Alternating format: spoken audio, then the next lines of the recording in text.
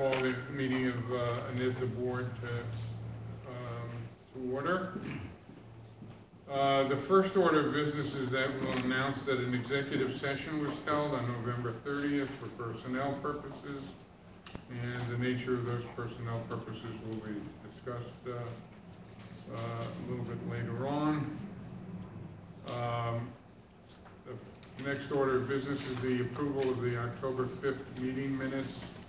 Are there any changes or comments to the minutes as distributed? Hearing none, I'll entertain a motion for approval of the minutes. Moved by Mr. Lovett and seconded by Mr. Fucek. All in favor? Aye. Any opposed? The minutes are approved. We'll reserve public comment to before each one of the resolutions are passed. The first order of business is the approval of the 2017 budget. The budget has been distributed, and you've all had, members of the board have had an opportunity to review it, and I believe it's been passed, it's been available to the public? No. No? It has not been, so it's acted upon by the board. Okay. Are there any questions at all by the board members about any of the items in the budget?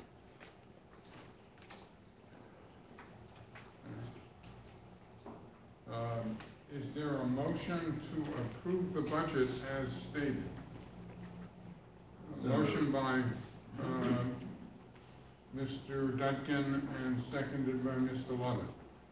By the way, the Finance Committee has gone through this budget and recommended it, and it does contain a provision for the staff salary and benefits that we anticipate with the new executive director, and also a sufficient amount for office fit out, and we believe that it will still be within the confines of the amounts that we were paying the city for those kinds of services for the rent and utilities and such as well, as you can see. So is there any comment from the public with respect to the budget? Yes. Will that budget be available to the public at some point? Yes. So Okay. do you want to clarify, this is the operating budget? This is an operating budget. It is not what we spend in terms of in terms of funds that go through our. We're a conduit for funds that go to developers. It's not that.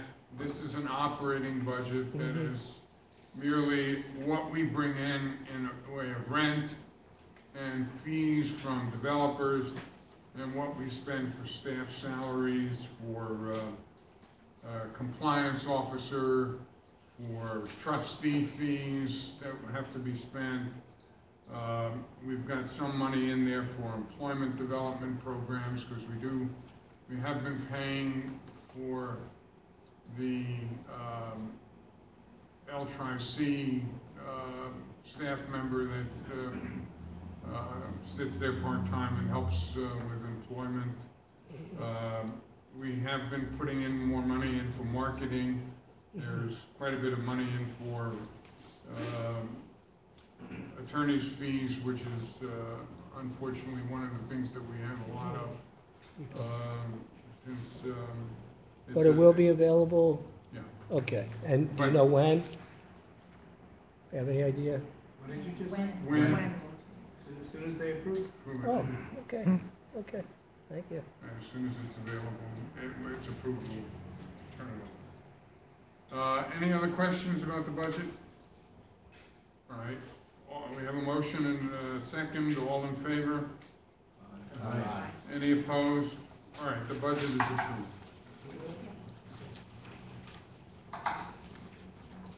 Next order of business is the approval of the capital projects account budget. And that's,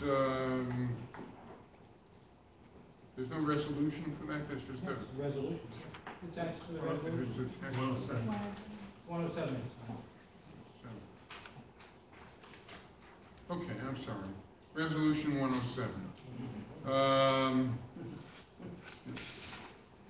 And you want to Let me explain that? Best I Best you can. can to explain that. Okay, under the terms of our bond documents, with regard to NIS revenues that come into ANIZDA, there are certain circumstances under which we can take some of those NIS revenues and do our own projects, so to speak. Our own projects meaning something within the NIS, and obviously something that would be beneficial to the public within the definition of what the Act allows us to do. Now, we have created this capital projects account with the escrow agent 2 years ago. It is funded with very few dollars, like $50-some thousand. Obviously not enough to do anything, but in the anticipation that as the future rolls forward and funds will improve, we'll be in a better position to fund the account and do projects. For the fiscal year that ended 2015, there were no funds allocated into that account. For the fiscal year ending in 2016, anecdotally, people are saying that there's a potential that this year we'll have an improved NIS revenue, as a result of which we will have the probability or possibility of being able to fund into the account. In order to do that, we have to put up record with the escrow agent what we'll call preliminary accounts budget. If the funds come in, and we will know that later into April and May of this coming year, for the year 2016, we will then take a look at what we can allocate into that account to continue to establish the account.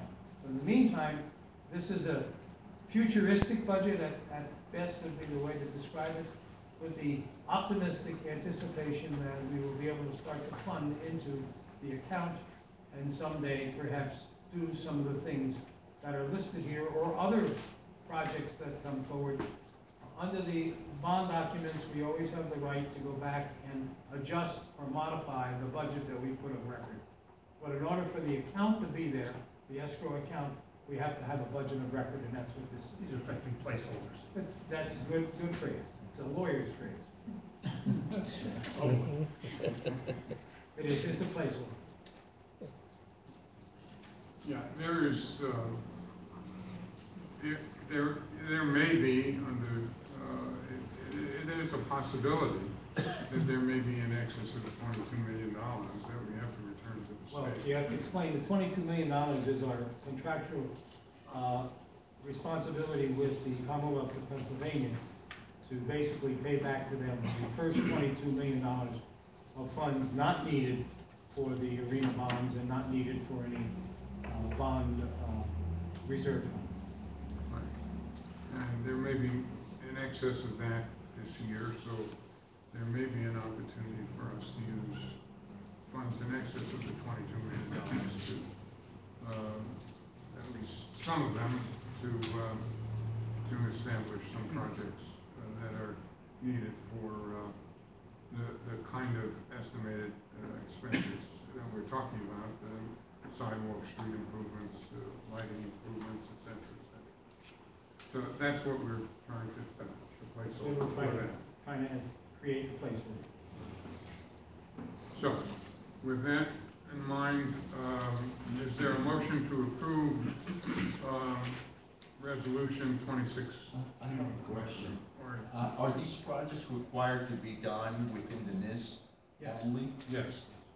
Yeah, the act mandates that our performance is only within the boundaries of the NIS.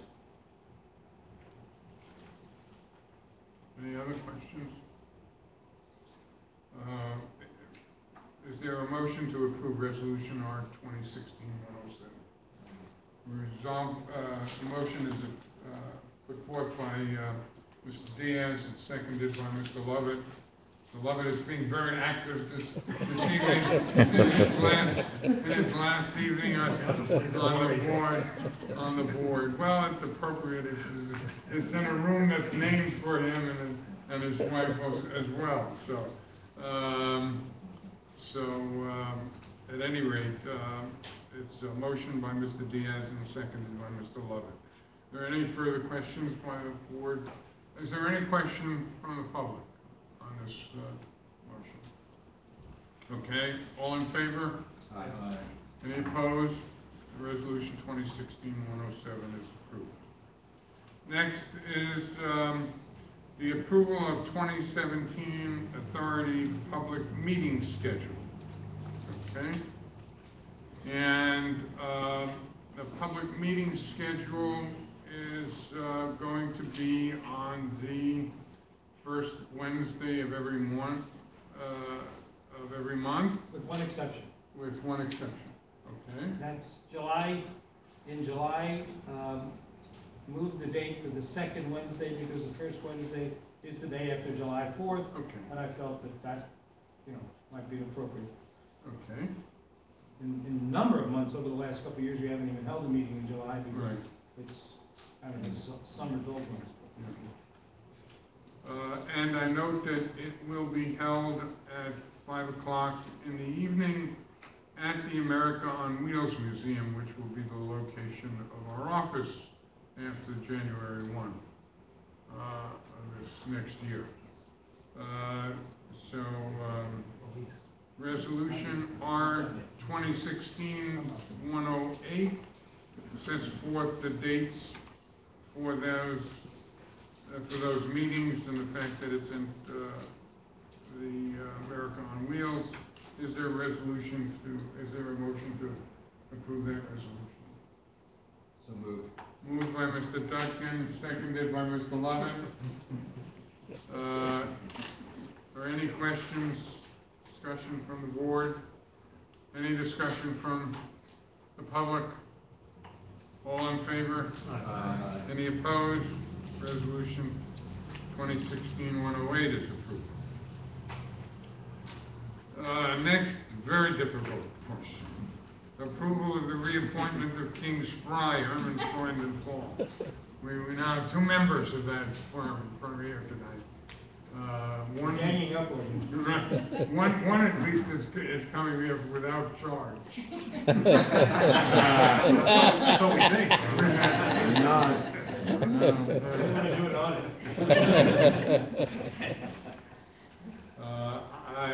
I might say that just from my standpoint, I am extremely privileged to have Jerry Frank as our solicitor and his firm. And we've been very fortunate to have his guidance and his wisdom all these years at a very reasonable service rate as well. So with that, I offer resolution R 2016-109. If I could, I would present the motion to. I'll make the motion. Moved by Mr. Moved by Mr. Fucek. How about a mental lawyer? Seconded by Mr. Lovett.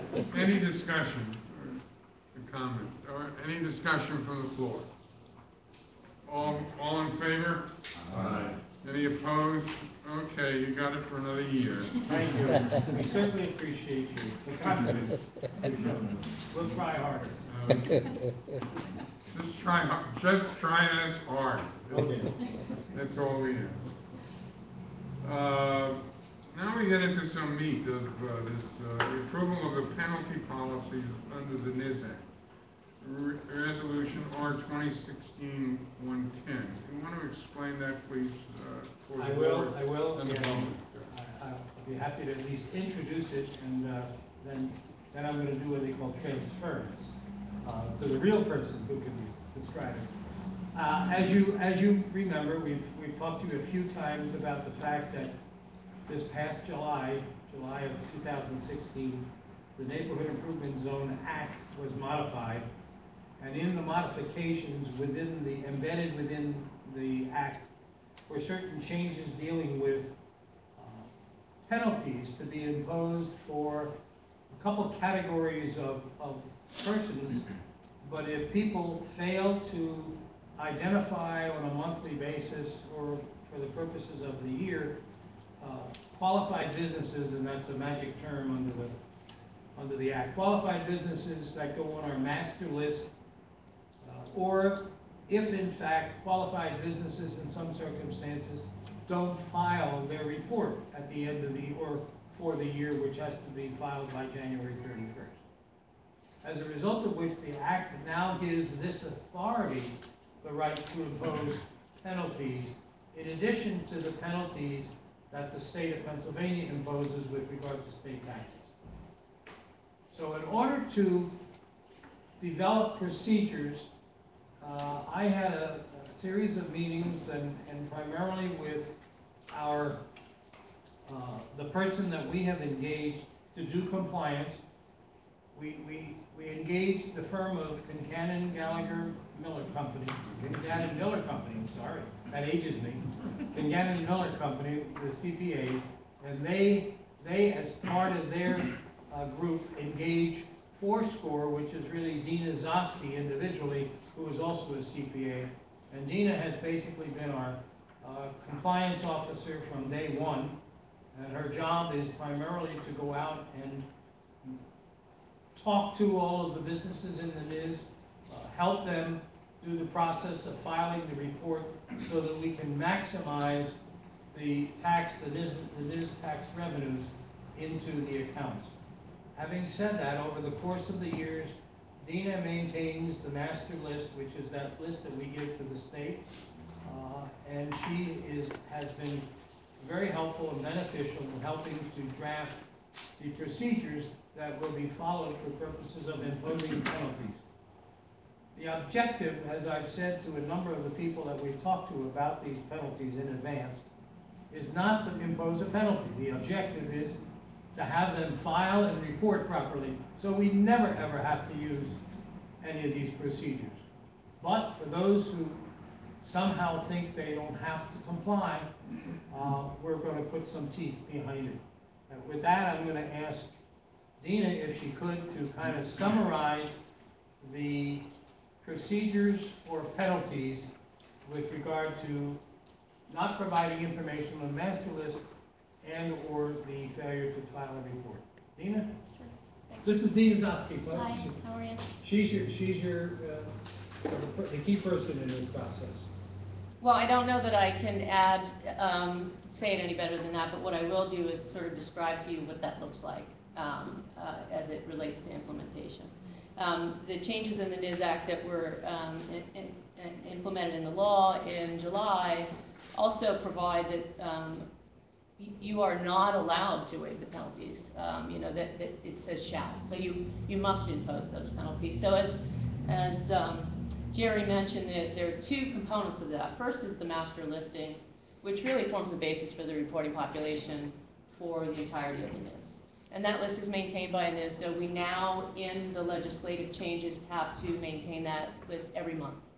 And we have to provide that list every month. And so what we're doing is gathering all that documentation from the businesses in the neighborhood improvement zone. So there are now penalties that have to be imposed by ANIZDA for failure to provide two things. Either an entry on the master list for a business entity in its entirety, meaning it's missing, should have been provided but wasn't. Or I might know that there's a business in a particular building, but there are certain pieces of information that are called out in the law that weren't provided, that we need as part of that entry to be complete. That would also be part of a penalty. So it's either missing or it's incomplete. On top of that is penalties as part of the legislative changes for not reporting. So the master listing goes to the State Department of Revenue in the city of Allentown, and they utilize that to know who should report. If they're not on the list, then they're not going to certify any monies for you. So it's very important for us to get that list accurate. If there's pieces of information missing, that's generally needed for them to go into their systems and certify what was paid. And that's really the basis for the reason why the penalties are put in place. So those penalties would be assessed by ANIZDA each month based on us gathering that information from the population every month. And what I will be doing is to be working with Jerry directly on the penalty assessment forms, all the documentation that ANIZDA needs in order to be able to implement those penalties. The non-reporting penalties are very similar in nature, but for those businesses that are on the list but have failed to report either to the state or the city of Allentown, or in the case that we'll get to in a couple minutes, for hotel taxes or realty transfer tax. So any local taxes or state taxes that aren't reported, then there will be a penalty assessed for that. Now, the State Department of Revenue assesses their own penalty already for the state taxes, but ANIZDA now will assess a local penalty for non-reporting. And in the instance of the arena facility, there is also an additional penalty level for the population in their arena that didn't report. So the arena facility will be penalized if the population in the arena doesn't individually report, and that's a little bit complex. So the language really spells all of those various. What do you mean the population? So for example, if there were 20 entities in the arena, and that comprises both entities that you can see on the street, or teams, or concerts, everybody that goes in and out. Okay, I see. So if they don't report, there's also a fine assessed on the facility operator for that. Again, the goal here truly is there's no need for penalties because everybody's complying, and your compliance rate is really good. But for those who don't, this provides that you must, assess those penalties. And Jerry, do I understand that this monthly reporting is a statutory requirement? How would you say that how are we gonna uncover folks that haven't put their name on the list? What we do, so there's two separate and distinct populations. The first is the population that are under agreement with you for a particular project. Those we would work directly with the project owner and have all of the entities be listed. From a leverage perspective, those are usually the easiest because there's a dollar leverage for them there. So those we get directly from them, but we also validate in the buildings that those entities are there. For the remaining population, which is what we would call the baseline population, our team is constantly walking the NIS and talking to individual building owners, because there are sometimes a lot of movement in and out of buildings. And now that it's such a successful program, there is actually sometimes some movement between buildings. So we're every month checking that change management activity that's going on, validating with the building owners, their populations, and also doing checks. And so as we go into the last month, my team actually will be out on the street in about a week, and Nelson has walked with me in the past. We'll be walking the waterfront, we'll be walking the NIS again, doing our final check of the businesses that are in each of the buildings. So to personalize this a little bit, my office is in City Center 3, which I guess we're a qualified business. Correct. We're in an operating organization's building, so the responsibility of somebody in my office is to tell you what our legal business name is, our address, parcel number, and a phone number, email on a monthly basis. We do that once, nothing changes, we have to do it again. We have to do it this following month, we have to do it in perpetuity apparently. If somebody misses the mailing or the emailing or whatever, we're subject to a fine of $1,000 even though nothing has changed. Well, so I'll give you that's a good example. So in your instance, you're in a building where there's a project owner, and we have that population already listed in the building, and so that entity is already there, and the validation could be every month as simple as there are no changes, and that's okay. But that requires a proactive somebody yes, doing that. And the project owner is communicating with us each month and talking to the population in each of their buildings. Or in the instance of the baseline building, I'm talking to the owners and the tenants. So I think your landlord probably department is doing. Well, I hope he does, because like. Well, they are, and those, I mean, it's all I'm saying, really, if somebody's human error slips up, and now it's sounds a mandatory $1,000 fine for telling you nothing has changed, for not telling you. well, nothing has and we know if, in those instances, if we haven't heard back from someone that we normally do, we go out of our way to reach out. Right, so Yeah, there's and some discretion and latitude yeah, in this. I think what I'm concerned about is that if somebody comes in that's new, Mhm.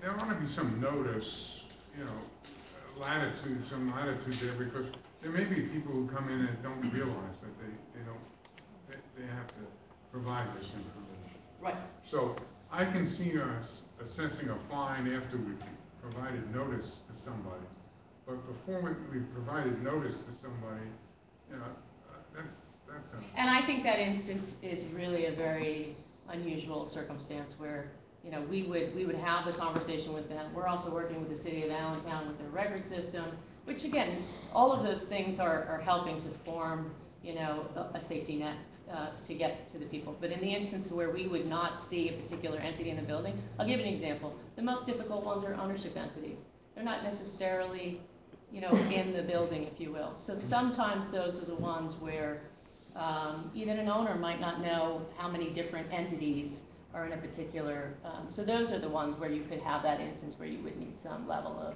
of catch up and discretion. Yeah, I think where we will see the most, the greatest difficulty in this situation is in the arena, where there is so many operators coming in and out of there. And I think the arena operators will have to, you know, be more attentive to this than they have been and have had to be in the past. Let me just say. And you've met with them. I was gonna say, before all of this is coming forward, there have been meetings and conversations to educate, and that's the key. And that's, Dina does a terrific job of ferreting out these people in these buildings, as well as in the case of the arena.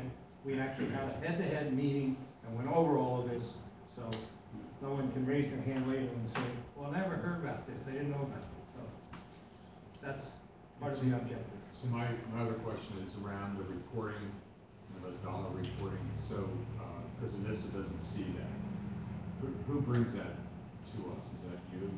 Because, so Allentown's taking a look at it, the state's taking a look at it. So who's bringing, hey, you've got these businesses that didn't report, you need to find them? So what happens is, when the reporting cycle is completed, Yeah. I go into ANIZDA on your behalf, I go into Department of Revenue in the city of Allentown on your behalf, and I review the entire population. And I record, I have access to see what was reported and what was certified, so we know then what is the population that has not reported. We work with the Department of Revenue specifically around an opportunity for late filing. There's a very small window of time. So I'm communicating with that population specifically by email or mail or however that tenant or owner wants to be worked with. The city doesn't have that opportunity, but we know what that population is. And so we've actually had a conversation with the City of Allentown and Department of Revenue, because the provisions provide that if they have not reported, that the penalty is a combination of either, you know, you have to do a calculation, which is either 100% of the state and local taxes or $1,000, whichever is greater. We've had conversations with Department of Revenue and the City of Allentown about helping us, because they're the ones that would have to populate that non-reporting population, and we've had those conversations, and so they're cooperative, but part of that is we have to get past this first reporting cycle, see who hasn't reported, and then we will need to go to the taxing bodies and have them help us populate the certification for that population that didn't report, in order for me to tell you what the penalty assessment would be. Yeah. Dina, do you have any rough ideas to how many people have been violating the rules and the potential that's out there to collect?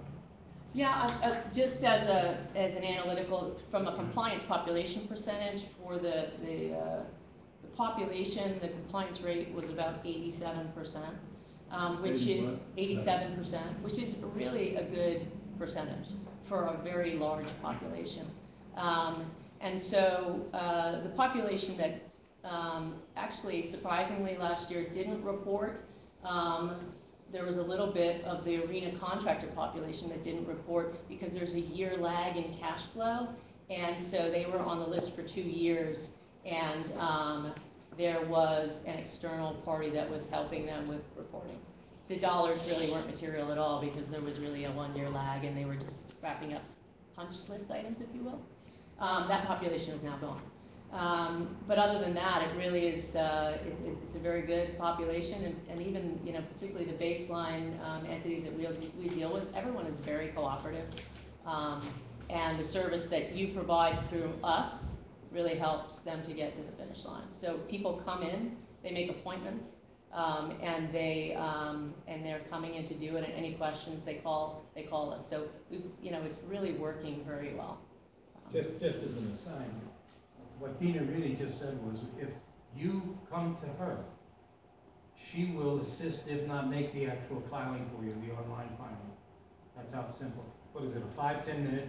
Depending on the exercise? complexity of the entity, but yeah, it's fairly So we simplistic. really have reached out. non-time-consuming. ANIZDA has reached out and fairly successful. So, but the act now created another level of review and compliance. All right, do I have a motion to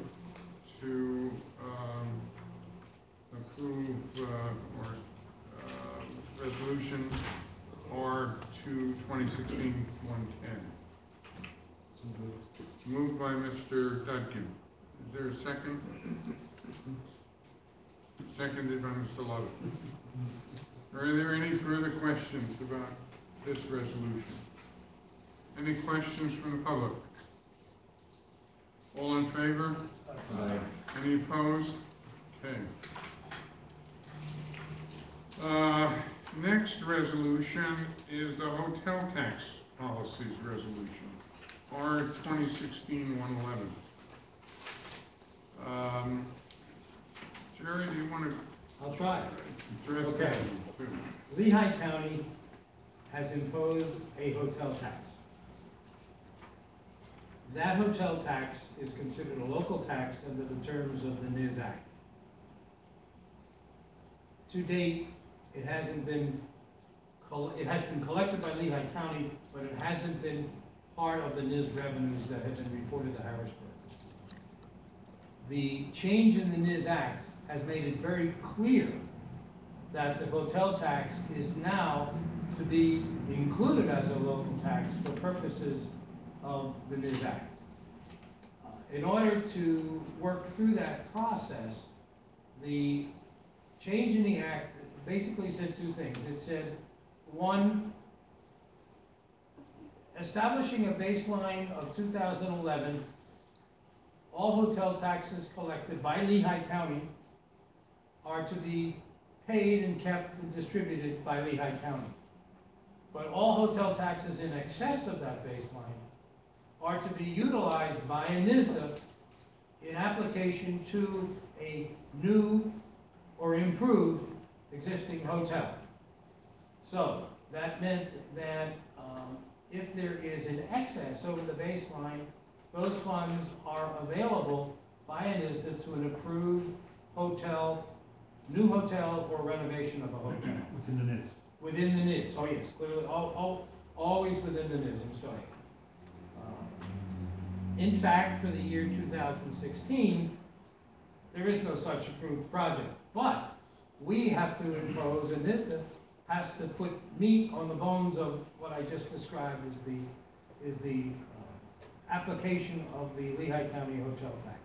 So again, we've met, and in cooperation, and basically the structure of this is put together by Dina as part of her process of what she does for you. That's what you have in front of you today. So that when a hotel, a new hotel, or a hotel, an existing hotel improvement or renovation project comes to you and gets approved, if there are excess dollars over the baseline, then that project will be able to qualify for some of, if not all of those excess dollars. The issue that we haven't resolved and we're kind of, what do they say, kicking the can down the road, so to speak, is if there are multiple hotels that are approved, how do we allocate between the two of them? And then the other question is, if there aren't multiples, if there's only one, as opposed to none, do they get all of the excess, and then what happens when another one comes along?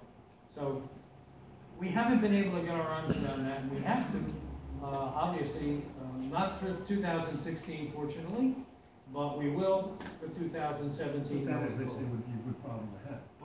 Excellent problem to have, calculating the formula though. Dean and I have gone back and forth and we're both kind of like, I'm not sure. And if you have a chance to talk to her privately, that's one bright lady who knows numbers inside and out. So, having said that, and let me just leapfrog a little bit, you know, we're all very optimistic.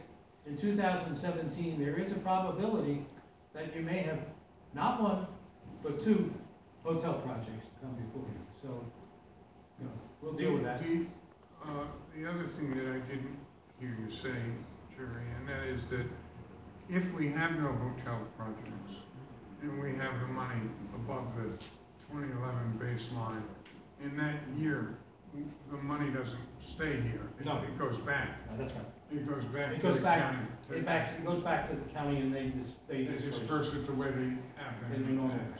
And Dina helped draft, or basically put together the fabric of what you see in front of you. I, of course, as a lawyer, tried to change things, and then she is a very astute technician, comes back and tells me why I'm wrong and changes it back. So, Dina, I don't know if you want to So spend a minute or let two. me just say, it's only changed, so it only changes the hotel, the way the hotel tax has been done in the past.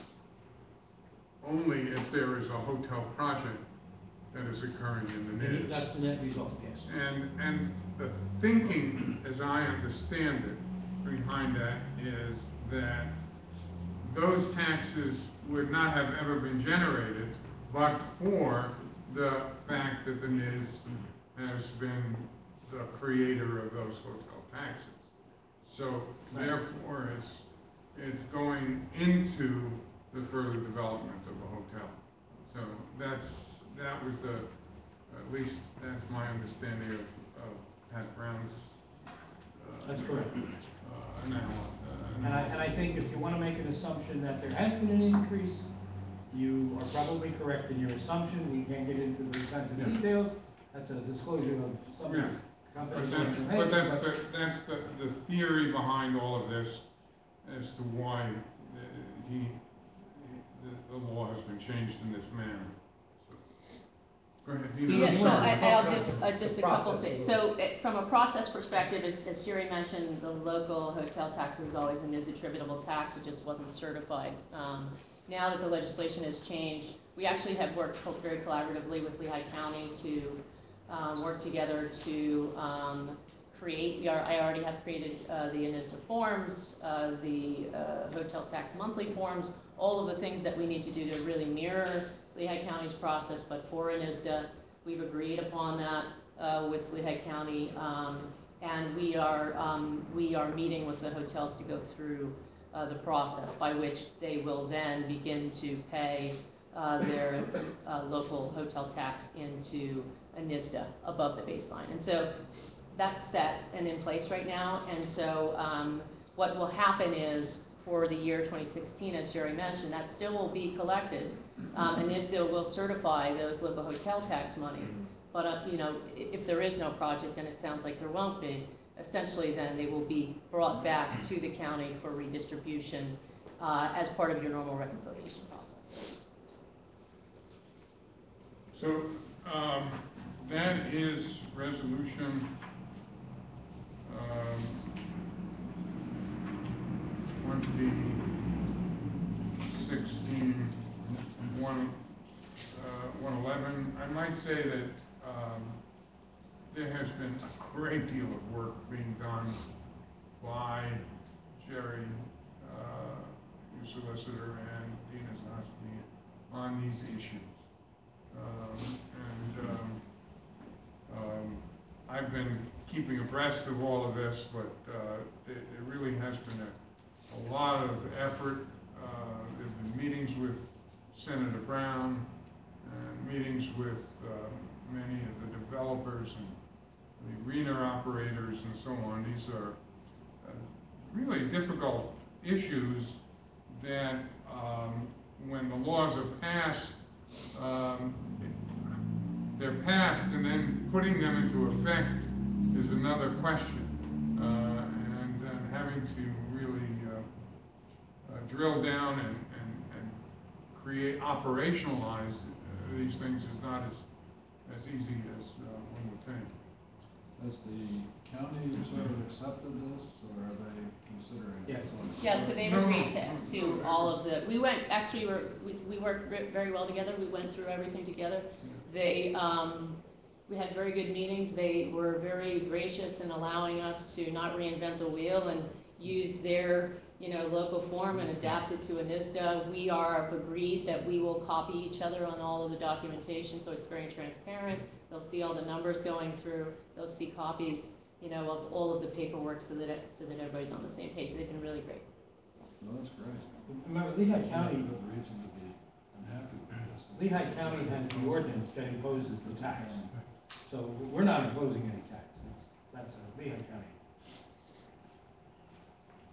So, at any rate, is there a motion to approve resolution R 2016-11? So moved by Mr. Lovett, and seconded by Mr. Diaz. Are there any further questions on this? All in favor? Oh, well, wait. Any questions by the public? If not, all in favor? Aye. Any opposed?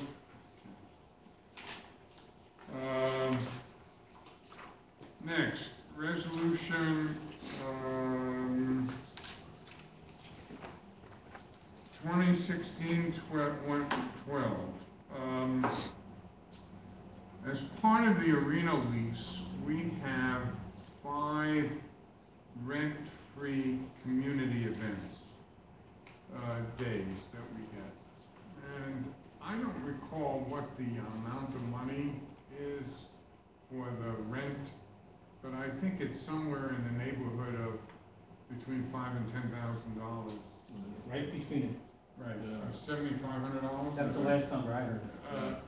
For the rental of the property itself. And we are allowed 5 of rent-free days to be allocated for community purposes. Now, ANIZDA, as I understand it under the lease, ANIZDA approves those events, and the mayor has to also approve Well, them. we're supposed to do this in cooperation In with cooperation the mayor. with the mayor. And we have been doing this in cooperation with the mayor. I don't know that we've been using all 5 days. Well, we haven't done it formally in the past. So we're now going to establish Some formalities. the first time is not a precedent, but we're going to try to establish a precedent. So, in the past, what we have been doing is we've been using it for the Allentown School District's graduation, The 2 high schools. the 2 high schools, so that's 2 days, is it? They have separate 2 graduations. days. And we have had Lehigh Carbon Community College has had its graduation Correct. last year, I think. Correct. First time. And they would like to have it, I believe, on an annual basis, on a rolling basis. So that's 3 times, three days. And we've had a request from the City of Allentown's Police Department. Is that attached to this? It's part of the first, Yeah. item 1 on your. I know, but I don't know if the. Oh, I don't have the The email request was sent to me, that as part of the city's 100th class of cadets. And it was something like, I think we're the oldest or the second oldest class of, academy, police academy in the country, I think it was mentioned.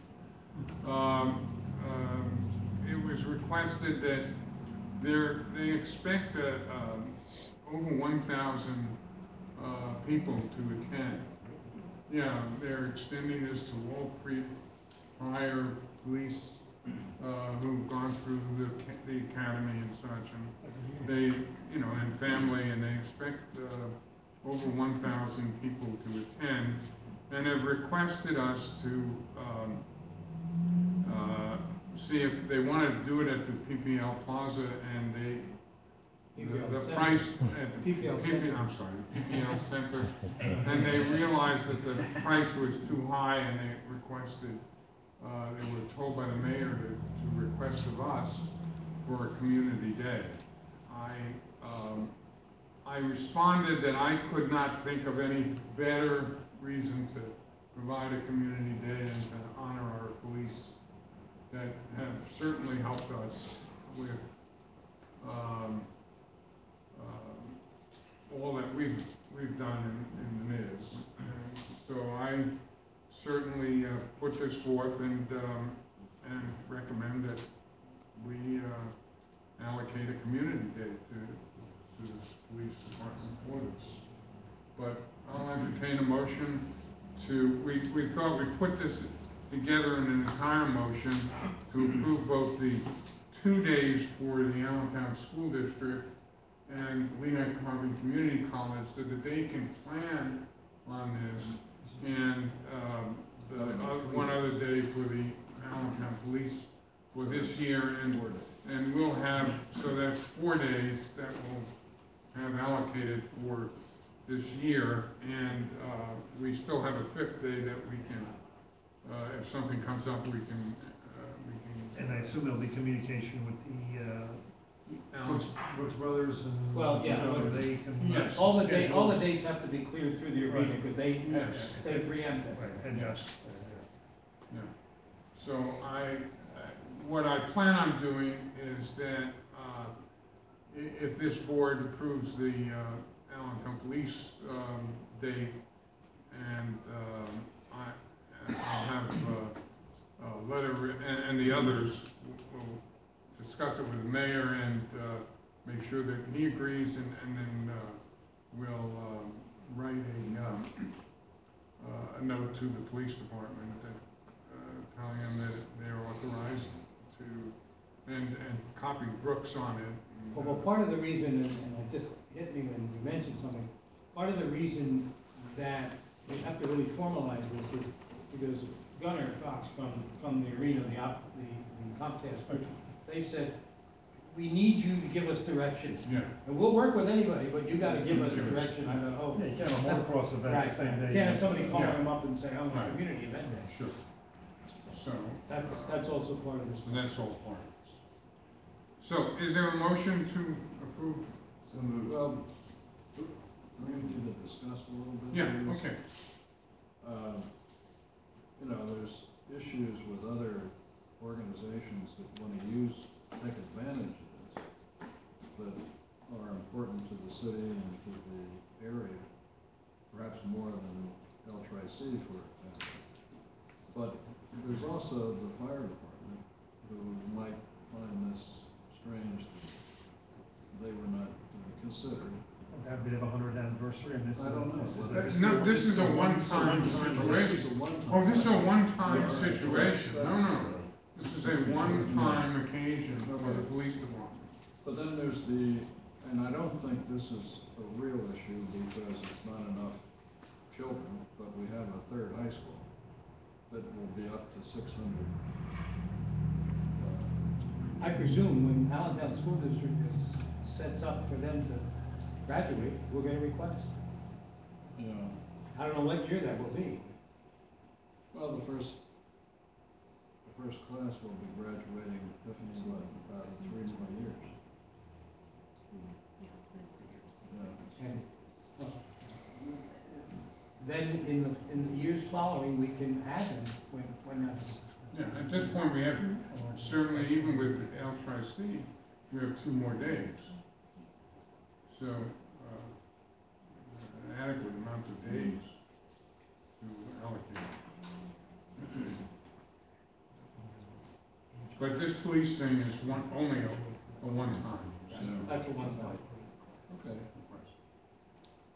So there's a motion, and it's moved by Mr. Dykens, seconded by Mr. Diaz. Is there any further discussion? Is there any discussion by the public? All in favor? Aye. Any opposed? So, Resolution 2016-12 is approved. The next resolution is 2016-113, and it is my pleasure to introduce this resolution to the floor. There has been an extensive amount of work being done, and we have determined through a committee of 4 of the members of the board, meeting with a number of candidates. Actually, we reviewed about 12 or more candidates, and narrowed it down to 4 finalists, and then selected Steve Bamford out of that 4 finalists as the person to become the executive director for the Allentown Neighborhood Improvement Zone. Fortunately, Steve is here, and Steve accepted our offer to become the executive director. And hopefully this board will now approve his becoming the executive director, and we can get an awful lot of the day-to-day burdens off of our shoulders starting January 9th. I'm very pleased to offer Steve as the candidate for executive director. I've worked with Steve for 5 or 6 years previously as chairman of Allentown Economic Development Corporation, and hold him in the highest regard. And he's had years and years of opportunity to improve his experience and develop his skills since then. So we're getting a much improved and seasoned Steve Bamford. Balder and grayer. Yeah, older and grayer, right? So am I. And Jerry Frank has had an opportunity at the same time to have dealt with Steve. And we thank Paul and Frank for being the person to give us the introduction. So at any rate, there is a resolution in front of you, R 2016-113, to nominate Steve, to approve Steve as Steve Bamford as the executive director for ANIZDA. Entertain a motion to approve. This is one I really. Okay. Mr. Lovett moves This the guy resolution. graduated from Ursinus, and that's a master's degree from Delaware. Delaware. And that's all you need to hear. So moved by Mr. Lovett and seconded by Mr. Dutkin. Are there any questions from the board? Discussion? Are there any questions from the public? Not hearing none. All in favor? Aye. All opposed? Hearing none. Thank you. Thank you. Steve, you're appointed now executive director, and Do we have the band, doesn't this one, the band come I in? signed the No band. engagement letter. I've prepared 20 minutes worth of remarks. Do you want to say something, Carol? Just thank you, and I look forward to working with the board. I'm excited to get to work in January. I've got a couple of things of business to mention. One is that I did receive a letter from Roberta Marcus, who's the chair of the Board of Trustees of L-Tri-C, on behalf of the L-Tri-C Board of Trustees, expressing gratitude for the community allocation day for the 2017 commencement ceremonies for L-Tri-C. And thought that was something that we should, that I should mention. And then I thought I'd mention the fact that the gentleman to my left, Mr. Lovett, who has been serving on this board for, I guess, 5 years now, has sent me a letter saying that he is not going to stand for renewal after January 1, when his term is up. And I, for one, feel that we're losing a terrific board member, but Bob has expressed the fact that he wants to spend a great deal of his time focusing on his other activities which deal with support for all kinds of children in need of community, in the community. And, you know, he's a tremendous community servant, and we thank you very much for everything that you've done. Thank you very much. It's a great organization and a wonderful opportunity to revitalize the city. And it's also important to our schools because the reason, certainly part of the reason why our schools are not doing as well as they might is that back in the late 70s and 80s, the tax base went to the suburbs. And that made it more difficult to support our schools. But one of the great benefits of ANIZDA is that it's bringing in taxes for our schools.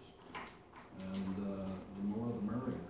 We've got a lot of challenges, and until our schools get to be great again, and they were once.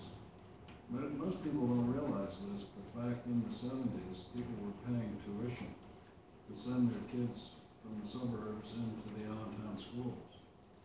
And I'd like to see that happen again before I pass on. So we got to move fast. At any rate, there's a lot of upside potential in our schools and what we can do for our kids. And I figured that kids were really more important than concrete, so I decided I'd focus on kids. Well, we wish you well, and thank you very much for your service. Yeah, here, here.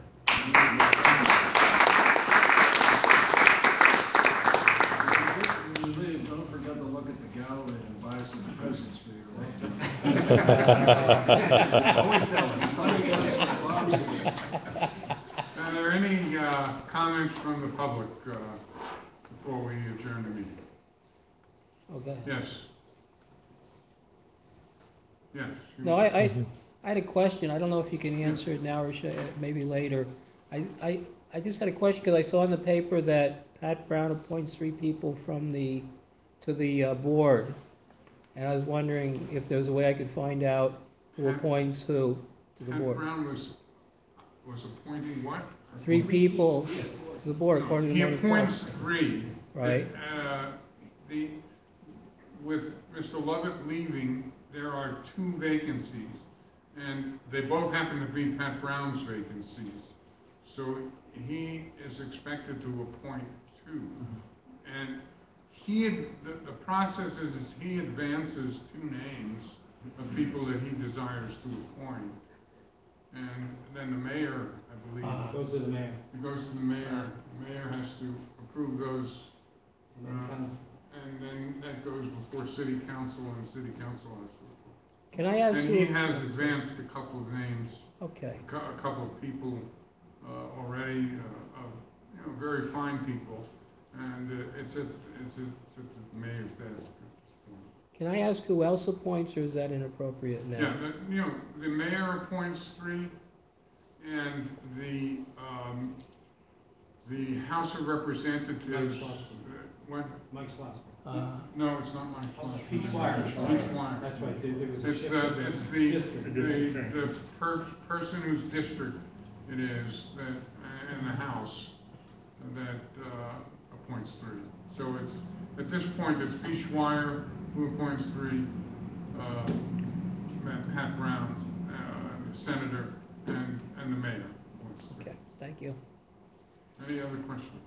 Before you adjourn, I want to make a statement. Okay, all right. Aside from thanking you, which I did already, I just want to state to you that our next scheduled meeting is the first Wednesday in January, and it looks like we will have a project that may come before you for final approval. We're arranging a project review committee review of that project now.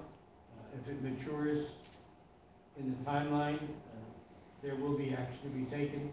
Plus, we will have to take some other important action concerning bank accounts and doing things that we will need in order to implement our new executive director coming on board. So it will be an important meeting, and hopefully weather will hold up, and we'll have that meeting instead of, if you're thinking there'll be a vacation next month. Yeah, and it will be at the American. Oh, yes, I'm sorry. Going forward, all of our meetings will be in the community room at the America on Wheels. At 5 o'clock. That being said, the meeting is adjourned. Thank you.